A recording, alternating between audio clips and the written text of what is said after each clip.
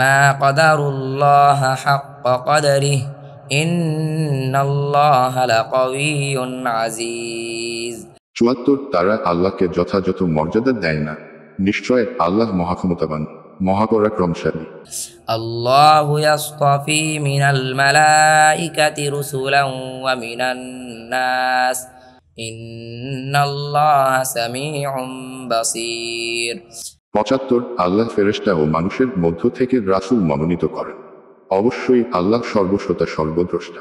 ইয়ালামু মা বাইনা আইদিহিম ওয়া মা খালফাহুম ওয়া ইলাল্লাহি তুরজাউল উমুর। ৭৬ তাদের সামনে এবং পেছনে যা কিছু আছে তিনি তা জানেন, আর সবকিছু আল্লাহর কাছেই প্রত্যাবর্তিত হবে। ইয়া আইয়ুহাল্লাযীনা আমানু রকাউ ওয়াসজুদু ওয়া'বুদু রাব্বাকুম ওয়াফআলুল খায়রা লাআল্লাকুম তুফলিহুন। ৭৭ হে মুমিনগণ, তোমরা রুকু করো, সিজদা করো, তোমাদের রবের ইবাদত করো এবং ভালো কাজ করো, আশা করা যায় তোমরা সফল হতে পারবে।